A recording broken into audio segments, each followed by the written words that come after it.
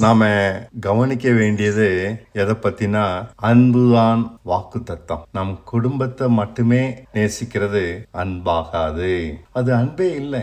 தேவன் நம்மை நேசிக்கிறவர்களாக மாற்றாவிட்டால் அன்பாகவே இருக்க முடியாது. உண்மையில் நாம் அன்பை தேவனிடம் இருந்துதான் பெற்றுக்கொள்றோம். ரோமர் 5:5. உலகத்துல நம்முடைய ஒரே வேலை இந்த அன்பை சொந்தமாக்குவதுதான். வேற எந்த வேலையும் இல்லை. உங்க மனதை வேற எதுவுமே ஆக்கிரமிக்க விடாதீங்க. இழந்து விட்டோம்னா இந்த அழைப்பையே இழந்து போறோம். அழைப்பை இழந்த விழுந்து போன தூதர்களுடன் நம் பங்கை தேவன் நியமிப்பாரு. அவர்கள் தங்க அழைப்பை இழந்து நியாய தீர்ப்புக்காக வைக்கப்பட்டிருக்கிறாங்க.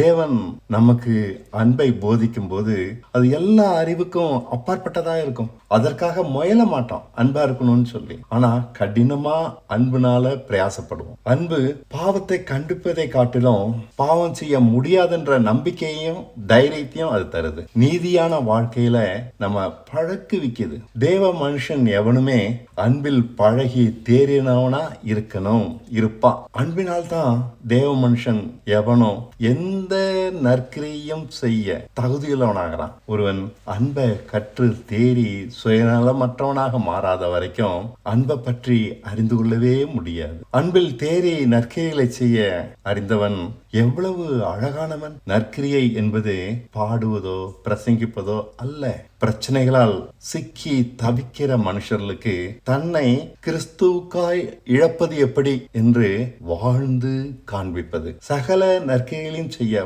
பழக்குவிக்கப்பட்டால் அது நமக்கு எவ்வளவு இனிமையான மேன்மையாக இருக்கும். இது ஈஸி இல்லை. சிலுவை சுமப்பதால் மட்டுமே இது வரும். இது அவ்வளவு கஷ்டம். அதை பற்றி தான் இப்ப பார்க்க போறோம். ரோமருக்கு எழுதின நிருபம் எதை பத்தி பேசுதுன்னா விசுவாசத்தினால நீதிமானாகவதை பத்தி பேசுது. தனி மனுஷன் விசுவாசத்தினால அவன் நீதிமான் ஆகிறான். எபேசு நிருபமும் சபையாக மாறி அன்பில் மாசற்றவளாகுவதை பற்றி போதிக்குது. இங்கதான் பிரச்சனையே. ஏன்னா எபேசு 6ல ஆவிகளின் சேனைகளோடு போராடுறத பத்தி பேசுறாரு. அது அவ்வளவு கஷ்டம். வானத்து சேனைகளை எதிர்த்து நிக்க முடியாததுனால முழு கிறிஸ்தவமும் இன்னைக்கு போலியா போயிருக்கு. இங்குதான் அநேகர் காணாம போயிடுறாங்க. அன்புல தேடுறதுக்கு பதிலா தங்களுக்கென பொற்கன்று குட்டிகளை ஏற்படுத்திக்கிட்டு திரும்ப மாம்சத்தின்படி வாழ போயிடுறாங்க. சரி, இஸ்ரேல் ஜனங்களை எகிப்தை விட்டு வெளியில கொண்டு வந்து வாக்குத்தத்த தேசத்துல சேர்க்கிறாரு இல்லையா? அது ஒரு நாடக தன்மையா நம்மளோட ரட்சிப்பை குறித்து ஆண்டவர் பேசி இருக்கிறார். ஒன்னு எகிப்தை விட்டு வெளியில வர்றது, ரெண்டாவது கடும் வனாந்தரத்துல கடந்து விசுவாசத்தை கத்துக்கிறது, மூணாவது வாக்குத்தத்தத்தை சுதந்திரிப்பது. இந்த 3 தாங்க நடக்குது. நம்ம யாருமே இந்த மூன்று நிலையில தான் சிக்கிக்கிட்டு இருக்கோம். மாம்சத்தின் பிடியிலிருந்து வெளியில வருவது எகிப்து, கடும் பிரச்சனைகளால் மெதுவாக ஆவிக்குரியவர்களாக மாறுவது வனாந்தரம். இங்குதான் தேவன் பேர்ல வைக்கிற விசுவாசத்தை கற்றுக்கொள்கிறோம். அந்த விசுவாசம் நம்ம மாம்சத்தை அழிக்க கத்து தருது. ஆனா இதை கற்றுக்கொள்ளாம காணாமல் போறவங்க தான் நம்மள பலர் காணாமல் போயிடுறாங்க. மாம்சத்தின்படி வாழ தங்களுக்கென பொற்கன்று குட்டிகளை ஏற்படுத்தி திரும்ப எகிப்துக்கே போயிடுறாங்க மாம்சத்தினுடைய வாழ்றதுக்கு. சிலரே தேவன் பேர் விசுவாசத்தினால எல்லா மாம்சத்தின் தன்மையிலிருந்தும் வெளியில வராங்க. 3ஆம் நிலை தான் முக்கியம். அன்பில் பூர்ணராகும்படி சகலவற்றையும் தன்னையும் இழக்கிறாங்க. இதுக்கு தான் தைரியம் வேணும். இழக்கிறது கஷ்டம் இல்லையா? சிலுவை சுமக்கிறது கஷ்டம் இல்லையா? யோர்தானை கடப்பதும் எரிகோவை உடைப்பதும் சின்ன காரியமா? சுயத்தை உடைக்கிறோம். இதை விசுவாசத்தினால சாதிக்கிறோம். இப்படி மாசற்ற பரிசுத்த அன்பை வெளிப்படுத்துகிறோம். உலகத்திற்கு அப்பந்தான் நம்ம வெளிச்சமாகிறோம். இன்னைக்கு இல்ல, நித்திய ஜீவனை ஜெயித்தவங்க இவங்க தான். வாக்குத்தத்தத்தை சுதந்திரத்தவங்க தான். பரலோகத்தை பத்தி நம்ம கனவு கண்டுட்டு இருக்கோமோ அது இங்கதான். எதை அடைய ஆசைப்படுகிறோமோ அப்படித்தான் நம்முடைய வாழ்க்கையும் அமையுங்க. தன்னையே திருப்திப்படுத்த விரும்புறவங்களுக்கு வருத்தமா தான் வாழ்க்கை போய் முடியுது. தேவனை திருப்திப்படுத்த வாழ விரும்புறவங்களுக்கு அது கொண்டாடப்படத்தக்கதா சாட்சியா அமையுது. மகிமையான வாழ ஆசைப்பட்டோம்னா இயேசு கிறிஸ்து பாரி மாறணும்னு ஆசைப்பட்டோமா? ஆனா அப்படித்தான் இருக்கணும் இல்லையா? முதல்ல எகிப்திலிருந்து வெளியில வரோம், 2வது விசுவாசத்துல பெருகிறோம், 3வது சிலரே அன்பாக மாறுகிறாங்க. இதுதாங்க ரட்சிப்பு. நம்முடைய ஆசையின் அற்புத குணம் இதுதான். எல்லாரும் தான் ஆசைப்பட்டதை கிட்டத்தட்ட அடைஞ்சிடறாங்க. அடையும் அடையும்படி கடுமையா போராடுறாங்க. அடையும் வரை விட மாட்டாங்க. ஆசை தோல்வியை ஏற்றுக்கொள்ளாது, சம்மதிக்காது. புது புது வழியை கண்டுபிடிச்சு அதை அடைஞ்ச பிறகுதான் அமருவாங்க. நாம எடுக்கும் தீர்மானங்கள் சரியோ தப்போ, இப்படியா வாழணும்னு முடிவெடுத்துட்டோம்னா அப்படியே தான் நம்ம வாழ்க்கைய வாழ ஆரம்பிச்சிடுவோம். நம்ம உயிரை விட நம்முடைய ஆசைகளை மதிக்கிறோம். தீர்மானம் அதை நிறைவேற்று. இதனால வாழ்க்கை சுகமா மாறிடுது. இயேசு கிறிஸ்து சொல்றாரு, கண்கள் சரீரத்தினுடைய விளக்கா இருக்குது. அந்த விளக்கு பிரகாசமா இருந்தா முழு சரீரமும் வெளிச்சமா இருக்கும். இருளா இருந்தா அந்த இருள் எவ்வளவு பெரிய இருளா இருக்குன்னு சொல்றாரு. இங்கு விளக்குன்னு சொல்றதும் வெளிச்சம் சொல்றதும் என்ன?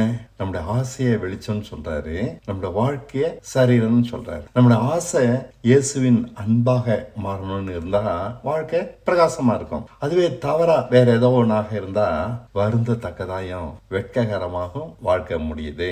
நம்ம ஆசை கிறிஸ்துவை போல மாறணும் அப்படி இருந்தா அதை விட அது முடியாதா தெரிஞ்சாலும் சிரமப்பட்டு மகிமையான அந்த வழியை கண்டுபிடிச்சிருவோம். அதுவே தேவனை பிரிவுபடுத்துதா இல்லாம ஒரு வியாபாரியா, அந்தஸ்து உள்ளவனா அல்லது ஒரு ஐஸ்வர்யானா ஆகணும்னு விரும்பினா யாரோ ஒருவரை பிரியப்படுத்தி வாழ்வோமே ஒழிய அது வாட்டம் கொண்டதாயும் வெறுமையும் அப்படிதான் இருக்கும். லக்க கூட நம்ம எதை ஆசைப்பட்டோமோ அதை அடைஞ்சு கூட இருப்போம். இருந்தாலும் அது மன நிறைவே தராது. காலம் முடிஞ்சிருச்சு, இனி இலக்கை மாற்ற முடியுமா? ஆனா இயேசு போல மாசற்றவர்களாகவும் அன்புல பரிசுத்தமானவர்களாகவும் அவரை பற்றி யோசிச்சு பாருங்க. எபேசியர் 1:3 இதுதாங்க நம்முடைய அழைப்பு. எதையோ அழைப்புன்னு நான் நினைச்சிட்டு இருக்கோம். இல்ல, இதுதான் அழைப்பு. இந்த ஒரு காரணத்துக்காகவே அவர் தன் ரத்தத்தினால் நம்ம கழுவி இருக்கிறார். ஆசீர்வாதம் இந்த வழியில தாங்க வரும். இதுக்காக ஆசைப்படாம வியாபாரத்தை ஆசீர்வதிச்சு விட்டுட்டாரு அப்படின்னு குதூகலப்படுறதுல என்ன இருக்கு? அவருக்காக ஆலயத்தை கட்டினேன் அப்படின்னு பரவசம் பண்றதுல என்ன இருக்கு? இவை எதுவுமே அவருக்கு ஒரு பொருட்டே இல்லை. நம்ம பத்தி ஆசை அவருக்கு இப்படி இல்லை. வெளியரங்கமாக அறிவிக்கப்பட்ட அவருடைய விருப்பம் என்னன்னா, அன்புல மாசற்றவர்களா பரிசுத்தமா மாறணும். இதை நிறைவேற்றினாதான் ஆண்டவர் நம்ம மேல பிரியமா இருப்பாரு. எவ்வளவு அழகான ஆசை இது! நமக்காக அவர் ஏற்படுத்தியிருக்கிற இந்த விசேஷித்த வாழ்க்கைய சுதந்திரிச்சு கொள்வதே அவரை திருப்திப்படுத்தும். நமக்கு இயேசுவை போல மாறுவதுதான் இனிமை. ஒரு வேலையிலோ அழகான ஒரு சர்ச் கட்டடத்திலோ வெற்றிகரமான வியாபாரத்திலோ அவர் மனசு நிறைவடையாது. நம் மனசும் தான். நம்ம ஆசைகளை நிறைவேற்ற ஓடினா தேவனுடைய ஆசைகளை நிறைவேற்ற முடியாது. இதனால்தான் பொற்கன்று குட்டிகளை செஞ்சிட்டாங்க. சுயத்திற்காக அடிமையாக நாங்க. இதனால பெரும்பாலும் மனுஷங்க தவறி போய் இருள்ல இருக்கிறாங்க. மனுஷன் அன்றைக்கும் இன்றைக்கும் சத்தியத்தை பின்பற்ற முடியவே இல்லைங்க. நம் நோக்கம் தேவ நோக்கத்தை நிறைவேற்றுவதா இருக்கும் போதுதான் தேவன் நம்முடன் இணைஞ்சி கிரியை செய்ய முடியும். அப்போதுதான் இந்த வழியில அவர் நம்மை நடத்த முடியும். அவர் ஆசையை நிறைவேற்றுவதாக இருக்கும் போதுதான் நம்முடைய வாழ்க்கை ஆசீர்வாதமா அமையும். அவர் ஆசைப்படுகிறதே விரும்பாத எவனையுமே அவரால் நடத்தவோ ஆசீர்வதிக்கவோ முடியாது. இயேசுவை போல மாற நம்ம ஒண்ணுமே செய்ய வேண்டாம். அதுக்காக ஆசைப்பட்டா போதும். அருமையான பரிசுத்தம் மாசற்ற அனைச்சும் அவர் நம்ம நடத்துறபடினால நமக்கு கை கெட்டும் தூரத்திலே கிடைக்கும். மேலான இந்த நோக்கத்தை அடைய தேவன் எல்லா வித உதவிகளையும் செய்யறாரு. வாக்குத்தத்த தேசத்துல பிரவேசிக்க இஸ்ரேல் ஜனங்களுக்கு தேவையான சகலவித பாதுகாப்பையும் எல்லாவித எதிரிகள் மேல ஜெயத்தையும் அந்த வழியில அவர்களுக்கு தேவையான எல்லா வசதிகளையும் செய்து கொடுத்தது இந்த தேவன் தான். வாக்குத்தத்த தேசத்தை அவங்க சுதந்திரிக்கும்படிக்கு அவங்க கூடவே இருந்தாரு. அவங்க பின்வாங்க விடவே இல்லை. கடைசியில பெரிய போராட்டத்துக்கு பின்னாடி தேசத்தை சுதந்திரிச்சுக்கிட்டாங்க. பரிபூர்ண அன்பு. இது முழுக்க முழுக்க அவருடைய முயற்சினால் நடந்தது. தேவ சாயலான அன்பின் தன்மை நாம முழுக்க அடைய வேண்டும் என்றுதான் அவருடைய விருப்பம். இதே போன்று எல்லா வித முயற்சிகளையும் நமக்காக செய்யறாரு. என்ன முயற்சி தெரியுமா? பாடுள்ள ஒரு வாழ்க்கை. ஆனா நமக்கு அது மேல விருப்பமே இல்லை. இந்த சிறந்த நோக்கத்தை அறியாம நாம வாழ்க்கைய நம் விருப்பங்களை நிறைவேற்றவே தலை தெறிக்க ஓடிட்டு இருக்கோம். பரிசுத்தமா நம் மனசாட்சியின்படி சுத்தமா முடிஞ்ச வரைக்கும் நடக்கிறோம். இது போதும். நமக்கு தெரிந்த சட்டத்திட்டமான வாழ்க்கையினால தேவனை பிரியப்படுத்தலாம் நினைக்கிறோம். அது முடியாது. அன்னைக்கு இஸ்ரேலுக்கு வாக்குத்தத்த தேசம் எங்க இருக்குன்னு தெரியாது. மோசே மட்டும்தான் அதை பார்த்தான். இன்னைக்கு நமக்கு தெரியும். அதை பரலோகம்னு சொல்லிட்டு இருக்கோம். ரொம்ப व्यसனமா இருக்குது இப்படி சொல்றது. நம்ம புத்திக்கு நல்லதா படுறது எல்லாமே வாக்குத்தத்த தேசம் தான். ஒரு ஆசைப்பட்ட பெண், அப்படின்னு ஒரு வீடு. நம்ம தேவனை அணுகுவது எதுக்குன்னா வாழ்க்கைய சிரமம் இல்லாம ஆக்கி தந்தா போதும். இஸ்ரவேலருக்கு முன்னாடி சாதித்த சாட்சிகள் இல்ல, இன்னைக்கு நமக்கு இருக்கு. பவுல், யோவான்.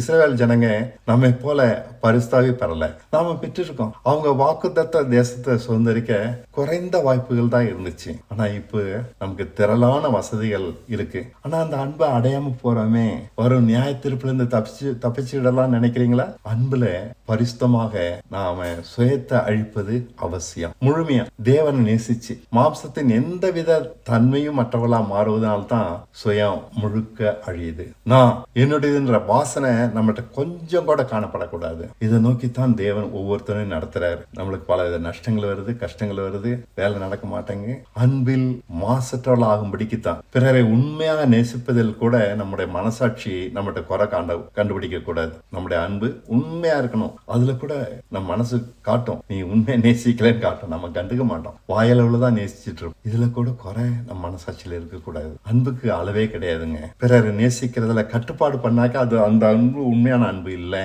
அது அவஸ்தையா இருக்கும். அவர் நேசிக்கும் போது நம்முடைய குறைகளை பார்க்கறது இல்லை. நீ என்னுடைய பிள்ளை, உன்ட குறை இருக்கா, பரவாயில்ல, நான் பாத்துக்கிறேன், அப்படிதான் அவர் சொல்றாரு. நம் தேவைகளையும் சேர்த்து கவனிச்சுக்கிறாரு, எல்லா குறையோட வச்சுக்கிட்டு. நம் பலவீனங்களை தானே சுமந்து சீர்படுத்துறாரு. கெட்ட நடத்தைகளை நாம சரி செய்ய சம்மதிக்கிற வரைக்கும் பொறுமையா இருக்கிறாரு.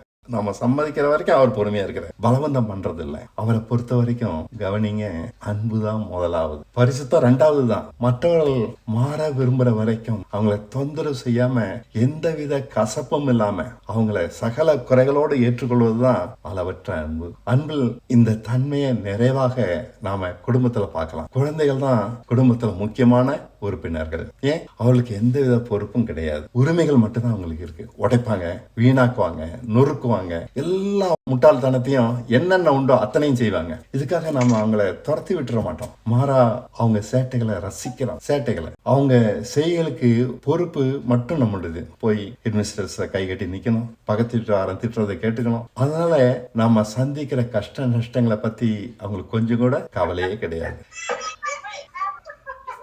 இருந்தாலும் நாம அவங்களுக்கு அனுமதி அளிக்கிறோம். அன்பு முதல்ல ஒண்ணுமே நடக்காத போலதான் இருக்கும், பின்னாடிதான் போதிக்கும். ஒரு குடும்பத்துல பெரியவங்களுக்கும் பொறுப்பு இருக்கு, சின்னவங்களுக்கு உரிமை மட்டும்தான் இருக்கு. நேரத்துக்கு சாப்பாடு, நல்ல ஆடை, சிறந்த மருந்து, போதுமான ஆகாரம் இல்லாட்டினா பெரியவங்க பட்னி கிடப்பாங்க. கடினமா உழைச்சு பிள்ளைங்களுக்கு சாப்பாடு கொடுப்பாங்க. இதெல்லாம் உணராம சின்னவங்க சாப்பிட்டுக்கிட்டு விளையாடிட்டு இருப்பாங்க. குடும்பம்னா இப்படிதாங்க இருக்கும். இதே போலதான் சபையும். பலவீனர்கள் தான் அங்க முக்கியம். யாரு? பாஸ்டர்ல பலவீனர்கள் தான் அங்க முக்கியம். முறையா நம்ம கிரியை செஞ்சுக்கிட்டு மத்தவங்க முறை தவறி நடக்கிறதுக்கு உரிமை கொடுக்கிறோம். அவங்க புரிஞ்சுக்கிட்டு தங்களை திருத்தி கொள்ளும் வரைக்கும் பொறுமை காக்கிறோம். குடும்பமோ சபையோ இப்படித்தான் இருக்கணும். அங்க யாரையும் கட்டாயப்படுத்துறது இல்லை. யாரும் எப்படி வேணாலும் நடக்கலாம், அவங்களை ஏற்றுக்கொள்றோம். நேராக நடக்கும் பொறுப்பு நமக்கு மட்டும் தான் உண்டு. இப்படி எப்படி வேணுமானாலும் அவங்க நடக்கிறதுக்கு உரிமை இருக்கு. ஒரு பாவிக்கு திருத்தும் கண்டிப்பை விட ஏற்று அரவணைக்கும் அன்புதான் வேணும். குற்றப்படுத்தும் போது பாவி கடுமையா கோவப்படுவான். அதே சமயம் அவனை நம்பிட்டாக்க அவன் தன்னை திருத்தி கொள்வான். பாவியை நாம ஏற்றுக்கொள்வதால் அவனிடம் நம்பிக்கையே வளர்க்கிறோம். அவங்களும் திருத்த முடியும் அப்படின்னு உறுதியை கொடுக்கிறோம். ஒரு சிக்கல்ல அகப்பட்டுக்கிட்டாக்கா உடனடி தேவையான பணத்தையோ மற்ற எதுவோ கொடுத்து அவங்களுக்கு உதவுறோம். நம்மளால முடிந்த அனைத்தையும் செய்து சிக்கலிலிருந்து அவங்களை வெளியே வர உதவுறோம். பரிவு இதுதாங்க முதலாவது, பின்புதான் கண்டிப்பு. அறிவு கெட்டாத அவர் அன்பை புரிந்து கொள்ள நாம் திறமையுள்ளவர்களாக வேண்டும் இப்படின்னு பவுல் சொல்றாரு. எபேசியர் 3:19. அதை புரிஞ்சுக்கணும்னா நம்ம அதே அளவு அன்பா இருக்கணும். அன்பை பற்றி படிக்கிறதுனால நம்ம கொஞ்சம் கூட அதை புரிஞ்சிக்கவே முடியாது. அளவில்லாம நேசிப்பதால் மட்டுமே அன்பு மாசற்றதாக மாறும். பிறருடைய குறைகளை நினைக்காம அவங்களை ஏத்துக்கோங்க நினைக்காம தேவன் நம்மை இப்படித்தான் ஏத்துக்கிட்டு இருக்காரு. கொஞ்சம் கூட கூச்சம் கபடம் தயக்கம் இல்லாம தைரியமா ஆண்டட்ட வராம இப்படி தேவன் அன்பானவர்னு எப்படி சொல்றோம்? அவர் ஏற்றுக்கிட்டதால, குற்றம் குறையோட ஏத்துக்கிட்டதுனால, உலகத்தில் இருக்கிற எவனையும் குற்றங்கள், மீறுதல்கள், தவறுகள் அனைத்தையும் பாராம அவரால் ஏத்துக்க முடியும். பார்க்காம எப்படிப்பட்டவனையும் அவங்க பிழைத்திருக்கும்படிக்கு தேவையான எல்லாத்தையும் அவர் செய்யறாரு. யாருக்கும் தராம நிறுத்துறது இல்ல. இந்த இதுல எல்லாம் சொல்லுவாங்கல்ல, தப்பு செஞ்சா உடனே தண்டனை வரும்னு சொல்லி, கர்மா அப்படிலாம் அந்த செய்யறதே இல்லை. இந்த காரணத்தால்தான் எல்லா அழிசாட்டியத்தையும் செஞ்சுக்கிட்டு உன்னதமான வாழ்க்கையை உலகத்துல இருக்கவங்க வாழ்றாங்க. அவங்க குற்றங்கள் வெளியில வந்தா வெக்கம். பாவத்துக்காக தேவன் தண்டிப்பாரான்னா எவனும் உலகத்துல உயிரோடு இருக்க முடியாது. அவரு பெரிய ஆளு. குற்ற உணர்ச்சியை ஏற்படுத்தி ஒருவனை பாவங்கள்ல இருந்து திருத்துறதுல கை தேர்ந்தவர். அவர்களுக்கு நன்மை செய்வதால் அவர்களை தீமையிலிருந்து திருத்துகிறார். இதை பார்க்கிற தூதர்கள் பரலோகத்துல பரவசமாகி துதிக்கிறாங்க, கர்த்தரை பரிசுத்தர் பரிசுத்தர்னு. ஒரு விஷயம் உங்களுக்கு சொல்றேன், குறையுள்ள மனுஷனால் தான் தேவ அன்பு இன்னைக்கு வெளிப்படுகிறது. பரலோகத்துல அவர் அன்பை புரிஞ்சுக்கிறதுக்கு வாய்ப்பே இல்லை. தகுதி இல்லாத பலவீனர்களை அவர் நேசிப்பதால் அவர் அன்பு உலகத்தில் மட்டுமல்ல பரலோகத்திலும் வெளிப்படுகிறது. புதிய ஏற்பாட்டில் விசுவாசமும் அன்பும் தான் பிரமாணம். வேற எந்த பிரமாணமும் கிடையாது. நம் குறைகளை எல்லாவற்றையும் சீர்படுத்தி பூர்ணமாக்க விசுவாசமும், சிலுவை சுமந்து வாழ அன்பும் கொடுக்கப்பட்டு இருக்கிறது. இதனால மத்தவங்கிட்ட என்ன குறையுண்டோ அதை நம்ம நிறைவாக்குறோம். இந்த விதமா நாம இந்த உலகத்துக்கு ஒளியாக பிரகாசிக்கிறோம். அன்பின் பிரகாசம் தான் உலகத்துக்கு ஒளி தர முடியும். நமக்கு அன்பா இருக்க தெரியாதுங்க. விசுவாசத்தை போல அன்பும் தேவனால் தான் போதிக்க முடியும். அவர் போதித்தா அதை கற்று அன்பு செலுத்துவதில் மாஸ்டர் ஆகலாம். அவர் போதிச்சாதான். வாழ்வின் கடினங்கள் நமக்கு விசுவாசத்தை கட்டாய பாடமாக்கி கற்றுத் தருகிறது. நமது சிக்கல்களை எப்படி கையாளுவது என தெரியாததால் தேவனை சார்ந்து கொள்கிறோம். நாம் விசுவாசத்தில் கற்று தேறின பின் அன்பை கற்றுக்கொள்ள அடுத்த கதவு நமக்கு திறக்கிறது. பிறருக்கு விசுவாசத்தை அப்போது கற்றுத்தர ஓடுகிறோம். அன்பு இல்லாமல் விசுவாசம் செயல்பட முடியாது. அதே மாதிரி விசுவாசம் இல்லாம அன்பாக இருக்கவும் முடியாது. அன்பு இருந்தா தான் தேவனை நாம விசுவாசிப்போம். தேவன் மேல வச்சிருக்க அன்புனால தான் விசுவாசம் வரும். விசுவாசத்தை கத்துக்கிட்டோம்னா அன்பு தானாவே செயல்பட ஆரம்பிச்சிடும். ஒன்றுனால தான் மற்றொன்று செயல்படுது. தேவனை நேசிக்கிறபடியால் அவரை விசுவாசிக்கிறோம். எப்படி? விசுவாசத்தின் கிரியையிலே அன்புதான். அன்பு, சாந்தம், பொறுமை, சமாதானம், இப்படி படிக்கிறோம் இல்லையா? அத்தனையும் ஒரே வார்த்தையில அன்புனே முடிக்கலாம். கலாத்தியர் 5ஆம் அதிகாரத்தில் படிக்கிறோமே, கற்று தெரிய நம் விசுவாசத்தை மற்றவர்களுக்கு சொல்லித்தர அன்பினால் பிரயாசப்படுறோம். அதனால விசுவாசமும் அன்பும் ஒன்றையொன்று பின்னி பிணைந்துள்ளது. அன்புல மாயம் இல்லை. தன்னை உயர்த்த ஒரு போதும் முயலாது. எந்த நற்குணமும் அன்பினால் தான் உண்டாது. அன்பாக இருக்க ஒருவன் கற்காமல் எந்த நற்கிரியும் செய்ய முடியாது. மனசாட்சியின்படி வாழ்றவங்க எல்லாருமே ஒழுக்க கட்டுப்பாட்டுக்கு முக்கியத்துவம் கொடுக்கறாங்க. அன்பை தவற விட்டுறாங்க. அஸ்திபாரம் இல்லாம கட்டடத்தை கட்டுறது மாதிரி இது இருக்கு. அவங்களுடைய நற்குணங்கள் எல்லாம் சிதறடிக்க கொஞ்சம் வாழ்க்கையில பிரச்சனை, சோதனைகள் வந்தா போதும். ஒழுக்கமான மனுஷனாக ஆகிறதுக்கு பதிலா அன்பான மனுஷனா மாறதான் முக்கியம். தேவன் நம்மிடம் உண்டாக்க விரும்புகிற சகல நற்குணங்களையும் நம்மிடம் ஏற்படுத்த அன்பை தான் போதிக்கிறார். போதிப்பதில் அவர் சிறந்தவர். பாடுகளையே அவர் போதனைக்கு பாடசாலையாக உபயோகிக்கிறார். அன்பில் நாம் தேறினவர்களாக ஆன பின்பு சிறு பிள்ளையா மாறிடுறோம். அதாவது சுயநலம் மற்றவங்களா மாறிடும். ஒரு சிறு பையன்ட்டு அப்பத்தையும் மீனையும் வாங்கி கொள்றதுக்கு இயேசு தயங்கல. அவன் பெரிய மனுஷனா இருந்தா வாங்கியிருக்க மாட்டார். பலருடைய பசியை தன் அப்பமும் மீனும் தீர்க்கிறதை பார்த்து சிறு பையன் அளவில்லா ஆனந்தம் அடைஞ்சிருப்பான். மனுஷனாக அவன் இருந்தால் அப்பமும் மீனும் நான் கொடுத்தேன் என்று பெருமை பாராட்டி இருப்பான். தேவன் அன்பான ஜனங்களை தான் நம்புகிறார். அவர்களுக்கே பொறுப்பை கொடுக்கிறார். அவர் தன் கண்களில் வேத அறிஞர்கள், பைபிள் டிகிரிகள் எல்லாம் குப்பைதான். அவர்களை அவர் நம்புறதே இல்லை. அன்பில் பூர்ணமாகாத எவனையும் அவர் நம்புறது இல்லை. வாழ்வில் தேவனுடைய நம்பிக்கையை அடைவது என்பது மிக பெரிய விஷயம். நம்ம ஆபிரகாம், ஈசாக்கு, யாக்கோபை பத்தி பேசுறோம். நோபல் பரிசு பெறத பாட்டிலும் அது பெருசு. சிலுவை சுமந்து நம் வாழ்நாள் முழுவதும் தேவ சித்தம் செய்வதால் அவர் அன்பை பெறலாம். அவரை மாதிரி அன்பா மாறலாம். அதுக்கப்புறம் தான் அவர் நம்மை நம்ப ஆரம்பிக்கிறார். மோரியா மலையின் மேலதான் ஆபிரகாமிடம் தேவன் இன்னைக்கு நீ எனக்கு பயப்படுகிறான்னு கண்டேன் என்கிற அப்படின்னு சொல்றாரு. அதுக்கு முன்னாடி இல்ல. மொரியா மலை மேலதான் ஆபிரகாமின் அன்பு பூர்ணமானது. கொல்கத்தா மலையில இயேசுவின் அன்பு பூர்ணப்பட்டது. அவரை மரணத்திலிருந்து எழுப்பதுனால பரிசுத்தமானவர்னு தேவன் உலகத்துக்கு அறிவிக்கிறார். ரோமர் 1:5. ஆபிரகாம், ஈசாக்கு, யாக்கோபு இவங்களுடைய விசேஷம் என்ன? இவங்க தேவனுடைய நம்பிக்கை பெற்றிருந்தாங்க. அவர் சித்தப்படி செஞ்சதுனால அன்பில் பூர்ணரா மாறினாங்க. அவர் சித்தத்துக்கு விசேஷித்த குணம் உண்டு. என்ன தெரியுமா? நம்ம மாம்சத்தை அழிச்சிடும். அது யாரையும் அன்புல பூர்ணப்படுத்தும். சோதிச்ச பின்பு தேவன் அவங்களை நம்ப ஆரம்பிக்கிறார். எவ்வளவு மகிமையான வாழ்க்கை இவர்களுடைய வாழ்க்கை. இவ்வாறாக அவர் நம்பிக்கையை பெறும்போதுதான் நாம் அன்பில் பூர்ணராக ஆகிறோம் அப்படின்னு சொல்லலாம். விசுவாசத்தின் நோக்கம் இதுதான். அன்பில் பரிசுத்தமும் மாசற்றலுமா ஆவது மட்டுமே. இதை நிறைவேற்றாம அவரை நோக்கி கர்த்தாவே கர்த்தாவேன்னு அழைக்கிறவங்களை எப்படி அவர் ஏத்துப்பாரு? யாரா இருந்தாலும் சரி அவர்களை முற்றிலும் புறக்கணிச்சிருவாரு. எல்லாரும் நோக்கம் இல்லாம ஓடிட்டு இருக்காங்க. மெஜாரிட்டி செய்யறதை செய்யாதீங்க, அதான் ஞானம். பல போற வழியில நாம் போக கூடாது, அது அழிவின் பாதை. அன்பையும் விசுவாசத்தையும் சபை போதனையாக வச்சிருக்கிற சபை எதையா பார்த்திருக்கீங்களா? அன்பையும் விசுவாசம் தான் சபையின் போதனை. 1 தெசலோனிக்கர் 5:8. அப்படி இல்லையே. நம்ம மத்தியில அன்பை கற்றுக் கொடுக்கிற சாட்சிகள் இல்லை. அவங்க அன்பா மாறி இருக்கணும். ஆபிரகாம், ஈசாக்கு, யாக்கோபை போல பொய்களையே பிரசங்கிக்கிறதால ஜனங்க சத்தியமும் மெய்யுமான வழியை கண்டுபிடிக்க முடியல.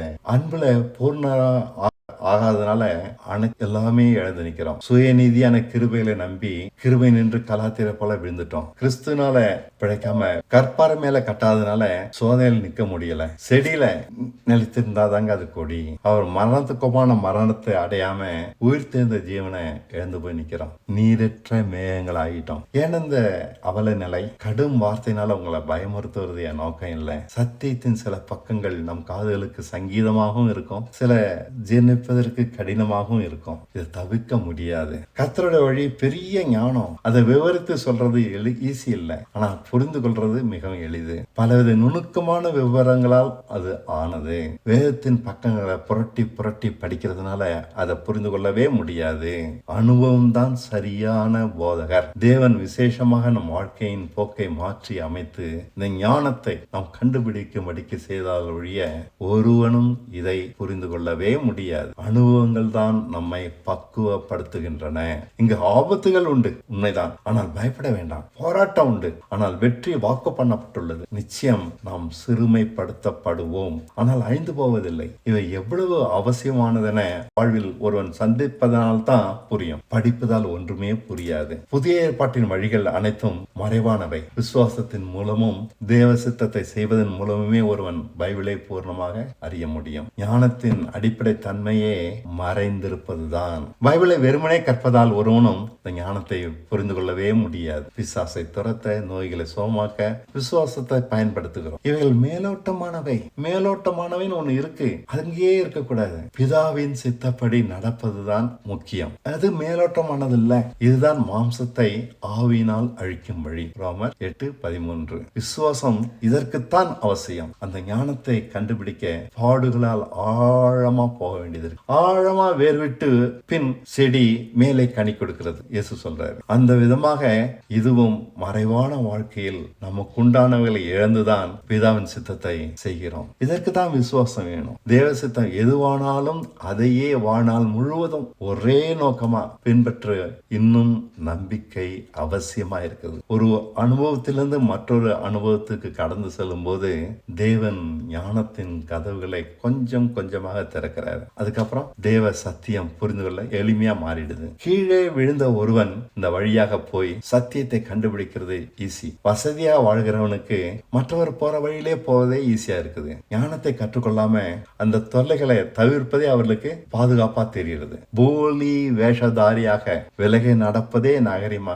இல்ல. ஞானத்தை புரிந்து கொள்ளாமல் ஜனங்கள் இவ்வளவு பெரிய ரட்சிப்பை இழப்பதை பார்க்கும்போது வலிக்குது. யாருக்கும் ஞானம் முக்கியமாக தெரியவில்லை. அவர்களுக்கு எளிய வழியின் ஆட்டம் போடுறதான் நல்லா இருக்கு. எல்லோரையும் போல சாதாரணமாக அவங்க நடக்கிறாங்க. தங்கத்தை தேடி தோண்டி அலைஞ்சி கண்டுபிடிக்கிறது போல தேடாட்டினா ஞானத்தை கண்டே பிடிக்க முடியாது. சாலமன் சொல்றான், ஞானம் எளிமையானது, மிக சாதாரணமானது. வாழ்வின் கடின சூழ்நிலையிலையும் அது இனிமையா மாத்திடுது. ஆனா அதை கண்டுபிடிக்கிறது தான் கஷ்டம். காலத்துக்கும் போதிக்கிற செத்த போதனைகளை நம்ம திருப்தி அடையாம வேற எந்த வீண் நம்பிக்கையிலையும் மனசை வைக்காம விடுதலையை முழுமையா தேடி போராடினா தான் இந்த ஞானத்தை குணத்தை ஒருத்தன் கண்டுபிடிக்க முடியும். அதாவது அன்பை கண்டுபிடிக்க முடியும். வாக்குத்தத்த தேசத்தை சொந்தரிப்போமானா அவரை போலயே இருப்போம். அன்புல அளவில்லாம பாராட்டுற அன்புல, பலையினர்லயும் சமமா ஏத்துக்கிற அன்புல, ஒருத்தருடைய குறைய பார்க்காம அவங்கள்ட்ட கில்ட்டி கான்சென்ஸை உண்டாக்காம அவங்கள சுதந்திரமா விட்டு கொடுக்கிற அன்புல ஒரு கிறிஸ்தவனின் அடையாளம் இந்த அளவற்ற அன்பு தாங்க. இந்த அன்பை சுதந்திரிக்க தவறிட்டோம்னா கிறிஸ்துவை நம்மகிட்ட இல்லை. அன்பை சுதந்திரிக்க தவறியவன் கிறிஸ்துவை உடையவன் அல்ல. தவறிவிட்டான்.